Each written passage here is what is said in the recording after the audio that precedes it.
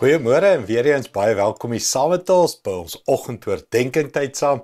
Nou dis vir my 'n voorreg, is lekker om hieroor te praat want ons praat oor die pad van Paasfees na Pinkster. En ons kom nou al hoe nader. Laaste week van Mei, volgende week se ek in Suid-Afrika en dan gaan ons baie hieroor praat, groot dienste hou van Dinsdag aand af, spesiale dienste. Ek wil met jou praat oor Jesus se opgewondenheid oor Pinkster.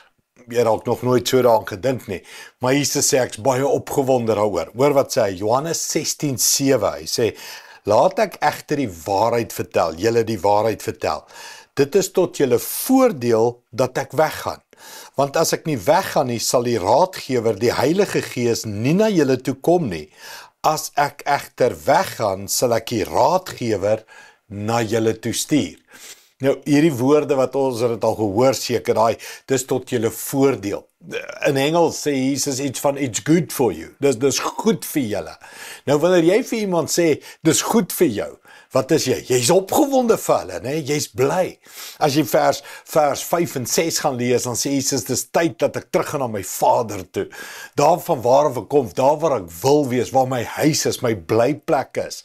En natuurlik sê hy, ek gaan ons kom haal en hy berei vir ons 'n plek voor en al daai mooi goed, maar Jesus is opgewonde om terug te gaan na die Vader toe. Jesus is opgewonde om vir ons die belofte van die Heilige Gees te gee. Nou, mens, dink mooi, as Jesus opgewonde is oor iets, wat dan? Dan moet ek en jou ook opgewonde wees, nee. Dan beteken dit it's a good thing.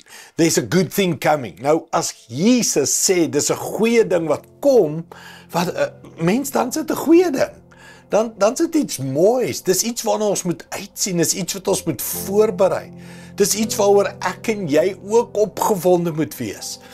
Wat ek probeer sê is, so min mense is opgewonde oor die Heilige Gees. So min mense is opgewonde oor die belofte van die Heilige Gees. En ek dink net, daar's iets van ons by die hart van Jesus optel, en ons gaan probeer hierdie week, om te verstaan, wat is hierdie opgewondenheid, wat in Jesus is oor, kan ek maar sê, volgende week, die Pinksterweek, die daar's mense, ekskuus tog, wat vervul gaan word, gedoop gaan word, met die belofte van die Heilige Gees. As Jesus opgewonde is, moet ek en jy ook opgewonde wees. Kom ons bid daarvoor.